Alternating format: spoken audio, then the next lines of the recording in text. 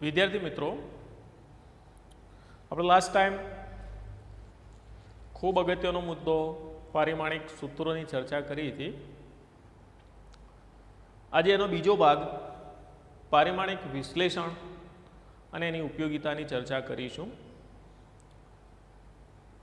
પારિમાણિક સૂત્રો જે શીખ્યા આપણે, પાયાની કેટલીક ભૌતિક રાશિઓના પારિમાણિક સૂત્રો આપણે શીખ્યા, એનો ઉપયોગ કરી ભૌતિક વિજ્ઞાનના પાયાના જે કોયડાઓ જેને સોલ્વ કરવાની જે પ્રક્રિયા છે એને આપણે પારિમાણિક વિશ્લેષણ તરીકે ઓળખીએ. આ પારિમાણિક વિશ્લેષણનો ઉપયોગ કઈ જગ્યાએ થાય છે તો એની પાયાની બે એપ્લિકેશન છે. કોઈ પણ ભૌતિક સમીકરણ તમારી સામે આવે તો એ સાચું છે કે ખોટું, એટલે કે એની સત્યાર્થતા ચકાસવા માટે આ પારિમાણિક વિશ્લેષણનો ઉપયોગ કરી શકો તમે. અને બીજી જે એપ્લિકેશન છે એમાં એક ભૌતિક રાશિ આપેલી હોય એનો અન્ય ભૌતિક રાશિ સાથે સંકળાયેલો સંબંધ મેળવવા માટે પણ તમે આનો ઉપયોગ કરી શકો. તો જો કે આની કેટલીક લિમિટેશનો પણ છે જ, મર્યાદાઓ છે, જેની ચર્ચા આના પછીના લેક્ચરમાં કરીશું આપણે, કે ક્યાં ક્યાં કેવી જગ્યાએ આપણે પારિમાણિક વિશ્લેષણનો ઉપયોગ અથવા પારિમાણિક સૂત્રોનો ઉપયોગ કરી શકતા નથી. તો અહીંયા સૌથી પહેલી જે એપ્લિકેશન છે કે ભાઈ પારિમાણિક સૂત્રોની મદદથી સમીકરણની યથાર્થતા અથવા સત્યાર્થતા ચકાસવી. એના માટે તમને પુસ્તકમાં ઉદાહરણ નંબર 2.15 આપેલું અને 2.15ની અંદર આવું સૂત્ર આપ્યું, 1/2 mv² બરાબર mgh, જ્યાં એમ દળ, વી વેગ, જી ગુરુત્વ પ્રવેગ અને એચ ઊંચાઈ. જો આવું હોય તો આ સમીકરણ સાચું લખ્યું કે ખોટું લખ્યું, બેની વચ્ચેની સત્યાર્થતા આપણે ચકાસવાની. તો એના માટે સમીકરણને ચેક કરવા માટે આપણે અહીંયા ડાબી બાજુ એની લઈ લીધી 1/2 mv². આ 1/2 સંખ્યા એટલે એની જોડે કોઈ પારિમાણિક સૂત્ર આવશે નહીં. તમારે પારિમાણિક સૂત્ર લખવાનું છે ભૌતિક રાશિનું, એટલે દળનું અને વેગના વર્ગનું. ચલો, દળનું પારિમાણિક સૂત્ર શું થાય? m1. વેગનો સ્ક્વેર, વેગનું પારિમાણિક સૂત્ર શું થાય? L1t-1, અને એનો શું છે ભાઈ? સ્ક્વેર. આ સ્ક્વેર આને આપી દઈએ, જેમ સંખ્યાઓની અંદર આપણે ઘાતાંક એપ્લાય કરીએ એ પ્રમાણે. તો સૂત્ર શું બનશે? m1, આ બે અહીંયા ગુણાશે એટલે L2, આ બે અહીંયા ગુણાશે એટલે t-2, અને આપી દો પરિણામ નંબર 1. જમણી બાજુમાં જે mgh, m એટલે દળ, પારિમાણિક સૂત્ર થાય m1. g એટલે ગુરુત્વ પ્રવેગ છે, પ્રવેગ હોય કે ગુરુત્વ પ્રવેગ હોય, બંનેનું પારિમાણિક સૂત્ર સમાન આવશે, L1t-2. મેં અગાઉ પણ કીધું હતું કે આ જેટલું ઝડપથી તમે લખી શકશો એટલું સરળતાથી આગળના જે પ્રશ્નો છે એને સોલ્વ કરી શકશો. ઊંચાઈ h, ઊંચાઈ માટે L1. આનું સાદુરૂપ આપો તો m1, L વાળા બે સ્ટેપ છે અહીંયા, L2t-2, અને આપી દો 2. પરિણામ 1 અને 2 સરખા મળ્યા. એ દર્શાવે છે કે આ જે સમીકરણ આપણે જે લખ્યું છે એ પારિમાણિક દ્રષ્ટિએ કેવું છે? સાચું છે, યથાર્થ છે. અહીંયા બીજા પણ આપણે પ્રેક્ટિસ માટે લીધા છે. ઘણા બધા સમીકરણ તમે આવા ફિઝિક્સમાંથી શોધીને લઈ શકો. અહીંયા સ્થાનાંતર d બરાબર v0t + 1/2 at², જ્યાં d સ્થાનાંતર, v0 વેગ, t સમય, a પ્રવેગ, t સમય, આ આપેલું. ડાબી બાજુમાં સ્થાનાંતર, એનું પારિમાણિક સૂત્ર m0 L1 t0, અને આપી દો 1. સ્થાનાંતર જે અંતર એટલે L1 આવશે. જમણી બાજુમાં પારિમાણિક સૂત્ર આવશે v0t + 1/2 at². ધ્યાન અહીંયા આપજો. ચલો, વેગનું પારિમાણિક સૂત્ર અહીંયા વચ્ચે વત્તા છે, વત્તા અહીંયા મૂકી દઈએ. વેગનું પારિમાણિક સૂત્ર L1t - 1,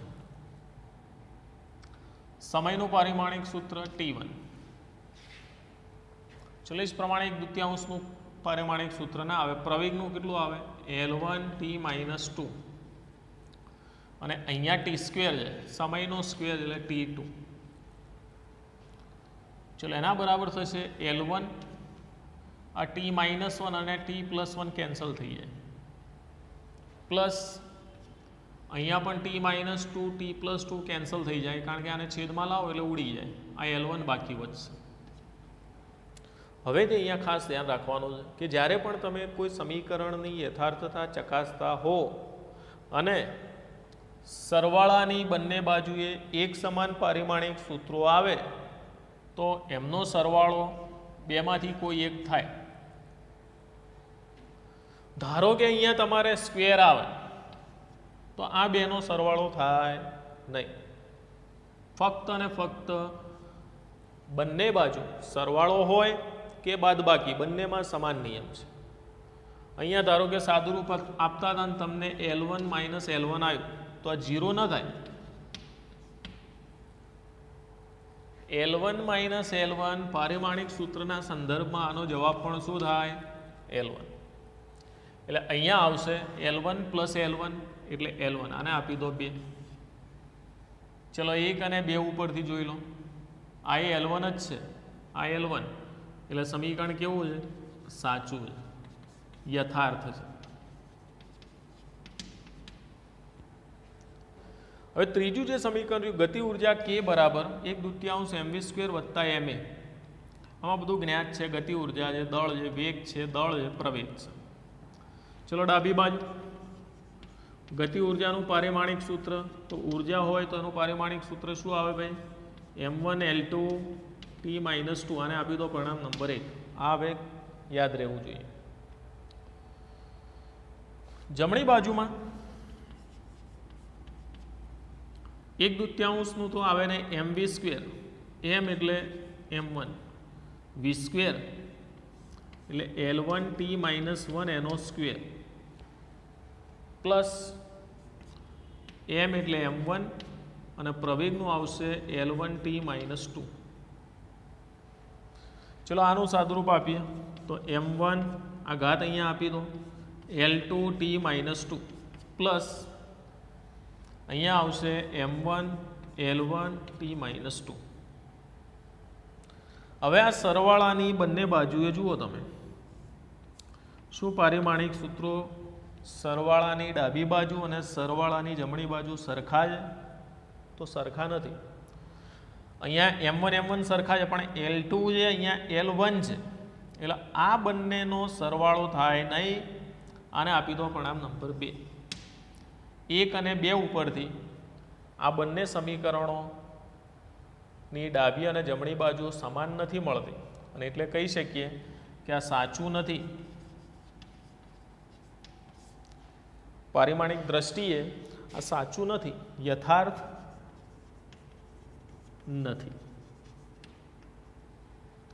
તો અહીંયા આ વસ્તુ યાદ રાખવાની, સરવાળાની ડાબી અને જમણી બાજુઓ સરખા હોય તો સરવાળો એનો એ જ જે હોય એ જ, L1 + L1 એટલે L1 જ.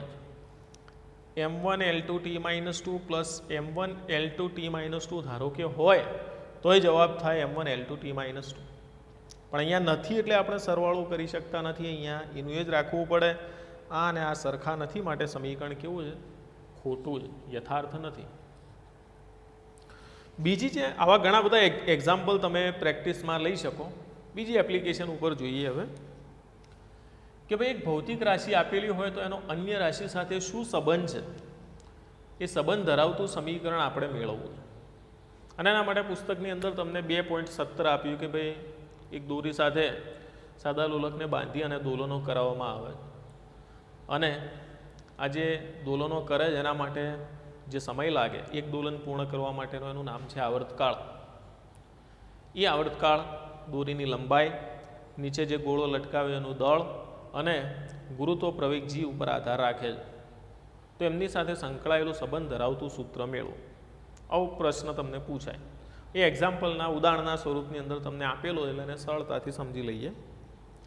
તો એને કઈ રીતે સોલ્વ કરવાનો છે, પારિમાણિક સૂત્રોનો ઉપયોગ કરીને કઈ રીતે ગણવાનો છે, એની ચર્ચા અહીંયા આ મેથડમાં આપી છે. તો સૌથી પહેલું સ્ટેપ એનું કે આવર્તકાળ કોની ઉપર આધાર રાખે, તો ચલે લંબાઈ એલ, દળ એમ અને ગુરુત્વ પ્રવેગ જી. યાદ રાખજો ખાસ કે જ્યારે આ પહેલું સ્ટેપ લખો ત્યારે આપણને ખ્યાલ નથી કે આના કયા ઘાતના ચલનમાં છે, આના કયા ઘાતના ચલનમાં છે અથવા આના કયા ઘાતના ચલનમાં છે આપણને ખબર નથી. તો એ પરિસ્થિતિને અંદર ધારી લઈશું કે અહીંયા એલની એ ઘાત, એમની બી ઘાત અને જીની સી ઘાતના સ્વરૂપની અંદર એની સાથે સંકળાયેલો સંબંધ ધરાવે છે. ચલો માટે ટી બરાબર થશે, ચલન દૂર કરવા માટે અચળ મૂક્યો કે એલની એ ઘાત, એમની બી ઘાત, જીની સી ઘાત. આને આપી દઈએ પરિણામ નંબર 1. એટલા માટે કે છેલ્લે આની અંદર આપણે કિંમત મૂકવાની છે, એટલે દાખલો સીધે સીધો ગણવાનો છે. હવે જો અહીંયા બંને બાજુ પારિમાણિક સૂત્રો મૂકું, ટીનું પારિમાણિક સૂત્ર શું આવે? T1. એટલે અહીંયા એમ અને એલ નથી તો લખવા શું થાય? M0 L0 T1 આવું થાય. ચલો એના બરાબર થશે આ અચળ જેનું પારિમાણિક સૂત્ર કાંઈ ના આવે એટલે કે એનો એ છે. એલની એ ઘાત લંબાઈ એટલે L1 એની ઉપર એ ઘાત. ચલો પછી દળ એટલે M1 એની ઉપર બી ઘાત.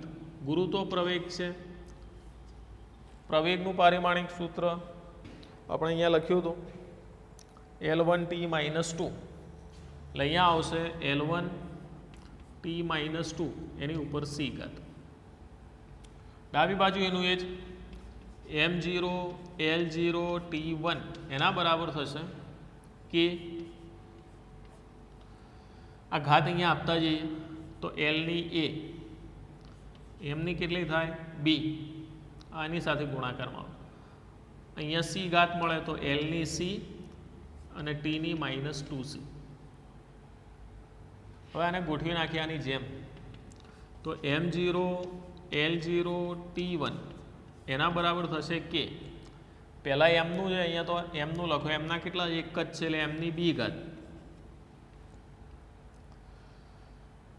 ચલો એલ છે એના પછી તો એલની કેટલી ઘાત છે? તો એ અને સી એટલે બેનો સરવાળો થાય a + c. એના પછી ટી છે તો ટી ઉપર આવશે -2 × c એટલે -2c. જ્યારે આવું ગોઠવાઈ જાય, આ બાજુ MLT આ બાજુ MLT થઈ જાય પછી આપણે ઘાતાંકોને સરખાવવાની છે. આની ઘાતને ટીની ઘાત સાથે, એ પ્રમાણે એલની ઘાતને આની સાથે અને એમની ઘાતને આની સાથે સરખાવવાની. સૌથી પહેલી સરખામણી કરીએ તો બી બરાબર આવશે 0. પછી આવશે a + c બરાબર 0, આની સાથે સરખાવ્યું. અને છેલ્લે આવશે -2c બરાબર 1. આ બી તો સીધા મળી ગયા 0. હવે એ અને સી શોધવાના છે.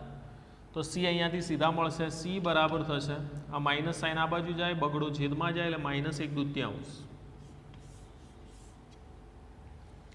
સીની કિંમત જે મળી જાય અહીંયા મૂકો તો a + c, સીની જગ્યાએ -1/2 એના બરાબર થશે 0.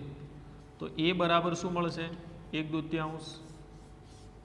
તો 3 મળી ગયા. આ ABC જે મળ્યા એને આપણે સમીકરણ નંબર 1 મૂકી દઈએ તો ટી બરાબર થશે, ધ્યાન અહીંયા આપજો, કે એલની ઉપર એ ઘાત એટલે એલની ઉપર એ એટલે 1/2 ઘાત, એમની ઉપર બી ઘાત એટલે 0 અને જીની ઉપર સી ઘાત એટલે -1/2. આને થોડું ગોઠવી નાખીએ તો ટી બરાબર થશે કે એલની ઉપર 1/2, એમની 0 ઘાત એટલે 1, આ તો ધ્યાનમાં લેવાનું નહીં. જીની ઉપર -1/2 અને પ્લસ કરવી હોય તો છેદમાં લાવીએ જીની ઉપર 1/2. ચલો માટે ટી બરાબર થશે કે એલની ઉપર 1/2 એટલે વર્ગમૂળમાં એલ છેદમાં જીની ઉપર 1/2 એટલે વર્ગમૂળમાં જી. બેને ભેગું કરી નાખીએ તો ટી બરાબર થશે કે વર્ગમૂળમાં એલ અપોન જી. બંને જોડે વર્ગમૂળ એટલે ભેગું આપી દીધું. પારિમાણિક વિશ્લેષણની મદદથી આપણને આ કે વિશેની માહિતી મળતી નથી, પણ આપણે જાણીએ છીએ કે કેની કિંમત જે છે એ 2π જેટલી છે, કારણ કે એ થિયરીની સાબિતી છે આપણી જોડે. એટલે 2π મૂકી દઈએ તો સૂત્ર મળશે અહીંયા ટી બરાબર 2π વર્ગમૂળમાં એલ અપોન જી. આ એક સૂત્ર મળ્યું આપણને. આપેલી એક ભૌતિક રાશિનું અન્ય ભૌતિક રાશિઓ સાથે સંબંધ ધરાવતું સૂત્ર. હવે અહીંયા જુઓ કે આપણે શરૂઆતમાં દળ લીધા હતા, પણ દળ સાથે એનો કોઈ સંબંધ મળ્યો નહીં. આવર્તકાળનો દળ સાથે કોઈ રિલેશન મળ્યો નહીં. એટલે આવર્તકાળ એ દળ ઉપર આધાર રાખતું નથી, લંબાઈ ઉપર રાખે છે અને ગુરુત્વ પ્રવેગ જી ઉપર આધાર રાખે છે. તો એક ભૌતિક રાશિનું અન્ય ભૌતિક રાશિ સાથે સંબંધ ધરાવતું સૂત્ર મેળવવા માટે આપણે પારિમાણિક સૂત્રોનો ઉપયોગ કર્યો, એટલે કે પારિમાણિક વિશ્લેષણનો ઉપયોગ કર્યો, અને એની મદદથી એક રાશિનું અન્ય રાશિ સાથે સંકળાયેલું સંબંધ ધરાવતું સૂત્ર આપણે મેળવી શકીએ. Thank you.